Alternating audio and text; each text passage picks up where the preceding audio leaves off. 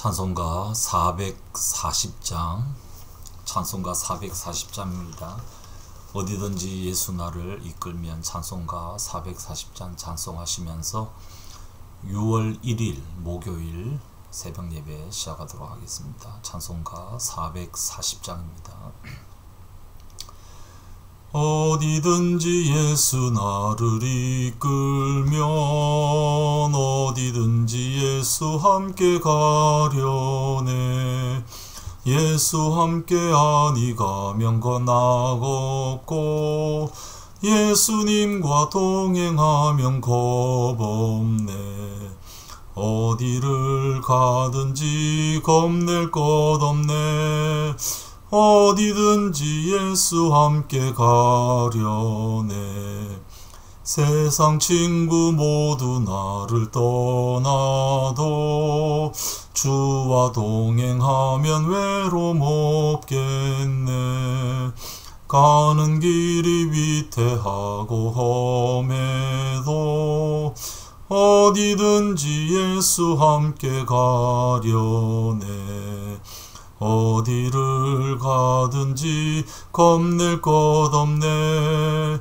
어디든지 예수 함께 가려네.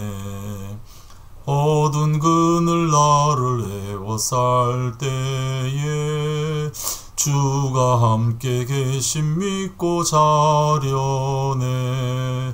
죽은 후에 천국에서 깨어나 예수 함께 길이 살리라. 어디를 가든지 겁낼 것 없네. 어디든지 예수 함께 가려네. 아멘. 신명기 21장 15절에서 23절입니다. 신명기 21장 15절에서 23절 말씀입니다. 제가 읽겠습니다.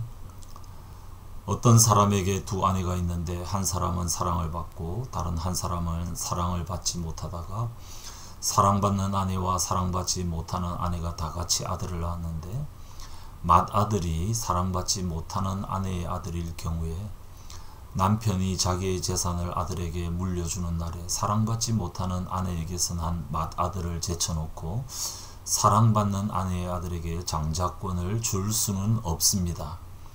반드시 사랑받지 못하는 아내의 아들을 맏아들로 인정하고 자기의 모든 재산에서 두 몫을 그에게 줘야 합니다. 그 아들은 정력의 첫 열매이기 때문에 맏아들의 권리가 그에게 있는 것입니다. 어떤 사람에게 아버지의 말이나 어머니의 말을 전혀 듣지 않고 반항만 하며 고집이 세어서 아무리 타일러도 듣지 않는 아들이 있거든 그 부모는 그 아들을 붙잡아 그 성읍의 장로들이 있는 성문 위에 회관으로 데리고 가서 그 성읍의 장로들에게 우리의 아들이 반항만 하고 고집이 세어서 우리의 말을 전혀 듣지 않습니다.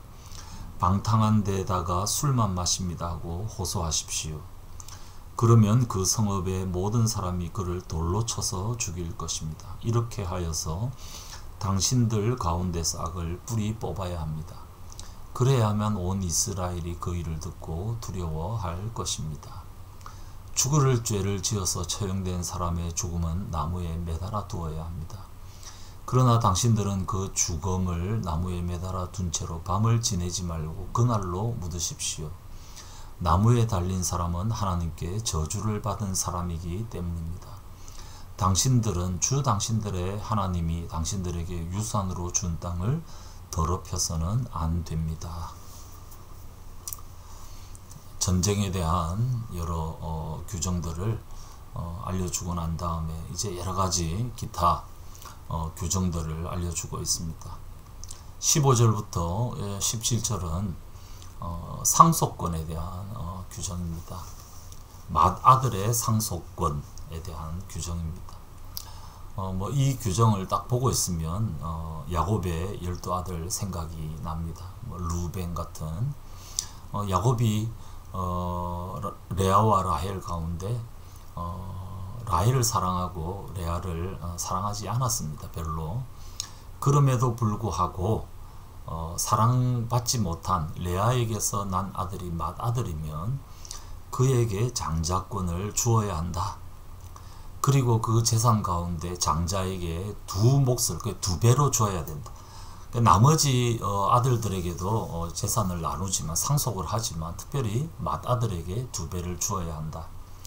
르우벤은 결국 아버지의 침상을 더럽히고 아버지의 첩을 더럽혔기 때문에 장자권을 박탈당했고, 그 맏아들의 장자권은 요셉에게로 넘어갔습니다. 그래서 요셉이 나중에 므낫세와 에브라임 지파 두 지파를 로 이렇게 나누어서 그 재산을 상속받게 되죠. 뭐 요셉에게 갔지만 그가 사랑해서 간 것이 아니라 여러 가지 다른 이유들 때문에 갔습니다. 그렇지만 여기서는 분명하게 맏아들이 비록 사랑받지 못한 아내의 아이라고 할지라도 상속권은, 장자 상속권은 맏아들에게 있다. 그러니까 이 그 상속하는 사람이 사랑하고 안 사랑하고에 따라서 상속을 하는 것이 아니라 하나님의 말씀의 지침에 따라서 해야 된다. 그러니까 자기의 그 감정 때문에 하는 것이 아니라 말씀의 규정에 따라서 해야 된다. 이것이 오늘 이 말씀의 핵심입니다. 그것은 18절 이후부터 나오는 불효자식에게 내리는 법도 마찬가지입니다. 어떤 그 부모에게 있는 이 불효자식, 정말 말을 전혀 듣지 않고 아무리 타일도 듣지 않고 술만 탐하고 방탕하고, 이런 자식을 성중에 있는 장로들에게 데려가서 고소하고 그 사실을 확인하고 난 다음에는 그를 돌로 쳐 죽여라. 아무리 자식이 잘못해도 부모는 자식을 용서하고 싶고 감싸고 싶은 마음이 있는 것이 사실 아닙니까? 근데 그것보다 하나님의 말씀이 더 우선이고, 특별히 부모와 자식 간의 관계를 깨뜨리는 그런 자식이 있다면 이런 모든 악을 뿌리 뽑아야 한다. 하나님의 말씀의 순결함을 위해서 이 말씀을 그대로 지켜야 한다. 그러니까 자기가 사랑하고 하는 것보다 말씀이 우선이다라는 걸 또 한 번 더 부모 자식 간의 관계에 있어서도 적용하라는 얘기입니다. 이게 부부 관계에 있어서도 그렇고 부모 자식 간의 관계에 있어서도 그렇게 적용해야 한다. 그렇게 말씀을 합니다. 22절 이후부터는 죽은 사람은, 사형당한 사람은 나무에 매달아 두되 하루를 넘기지, 밤을 지새지 말고 그날로 묻어야 된다. 그러면서 23절에 보면 나무에 달린 사람은 하나님께 저주를 받은 사람이다. 이 구절이 바로 갈라디아서에서 사용하고 있는 구절이죠. 왜냐하면 예수님이 나무에 달리셨기 때문입니다. 그래서 이 구절 때문에 나무에 달린 자마다 하나님의 저주를 받았다. 예수님께서 하나님의 저주를 받으셨습니다. 근데 나무에 달릴 이유가 있어서 받은 것이 아니었습니다. 우리 때문에 받았죠. 그래서 하나님의 그 저주를 푸는 일을 오히려 이 율법을 통하여서 성취했다라는 것을 우리에게 알려줍니다. 근데 이 구절에 그 예수님의 십자가 죽음의 그 원형이 오늘 이 본문 23절에 나오는 나무에 달린 자마다 하나님께 저주를 받은 자다 라는 이 구절에 담겨져 있습니다. 오늘 이 말씀들은 상속권이나 혹은 불효자식에 대한 법이나 벌이나 이런 구절들은 결국에는 나의 선호도, 나의 감정, 내가 끌리는 것, 이것이 우선이 아니라 하나님의 말씀의 원리가 우선이다. 하나님의 말씀에 따라 움직여야 한다. 그리고 그렇게 하지 않는 것은 뭐다? 악이다, 죄다. 그렇게 명백하게 우리에게 말씀을 하고 있습니다. 가장 중요한 것은 내 감정이 아니라 하나님의 말씀이다. 그 말씀이 가라고 하면 가고 서라고 하면 서는 그런 말씀에 대한 존중, 말씀에 대한 순종이 하나님 믿는 신앙이고 하나님을 경외하는 신앙이다라는 것을 우리에게 다시 한 번 더 명확하게 말씀을 하고 있습니다. 오늘 이 말씀 기억하면서 우리 삶 가운데 가장 중요한 절대적이고 유일한 표준이 뭔가? 그것은 내 감정이 아니라 하나님의 말씀이다. 그러니까 우리가 어떻게 해야 됩니까? 하나님의 말씀의 지침을 위해서 이 말씀을 펼쳐야 합니다. 그리고 이 말씀의 지혜를 인정해야 합니다. 그렇게 해야지 우리 삶에서 악이 제거되고 하나님 경외하면서 하나님께서 예비하신 그 복을 누리는 삶이 가능하다라고 하시는 이 말씀 기억하면서 오늘도 우리의 태도들을 돌아보고 우리가 얼마나 내 감정보다 하나님의 말씀을 우선에 두고 있는가.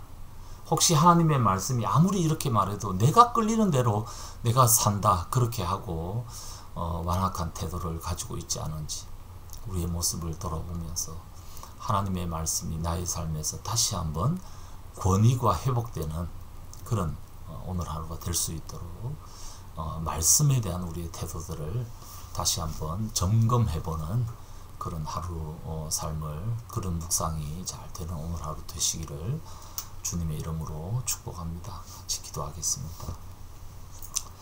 아버지 하나님, 오늘도 저희들에게 귀한 말씀 주셔서 감사합니다. 하나님의 절대적이고 유일한 표준인 이 말씀이 우리에게 주어졌지만 우리는 말씀을 취사 선택하고 싶어하고 내 위주로 해석하고 싶어하고 내 감정에 따라 외면하고 싶어할 때가 많은 저희들임을 고백합니다. 하나님, 저희들이 이것이 하나님 앞에서 악한 행위라는 사실을 우리가 인정하며 내 선호도, 내 귀에 듣기 좋은 말, 내 감정보다 하나님의 말씀을 더 우선하며 그 하나님의 말씀에 세심한 그 구체적인 지침에 따라 지혜를 얻으며 결정하며 판단하며 살아가는 저희들 될 수 있도록 도와주시옵소서. 말씀의 권위가 우리의 삶 가운데 온전히 복원될 수 있도록 도와주시옵소서. 오늘 하루도 하나님과 말씀의 관계를 생각하며 내가 얼마나 하나님의 말씀에 따라 살아가고 있는지 내 자신을 한번 점검해보는 복된 시간 될 수 있도록 도와주시옵소서. 이 시간 주 앞에 기도하러 모인 주의 백성들에게 은혜 다하시며 기도 가운데 하나님으로부터 주는 평강을 경험하며 하나님과 깊은 교제 가운데 들어갈 수 있도록 도와주시고 오늘 하루도 주님 주시는 은혜 가운데 잘 살아갈 수 있도록 도와주시옵소서. 감사드리옵고 주 예수님 이름으로 기도드리옵나이다. 아멘. 자유롭게 기도하시겠습니다.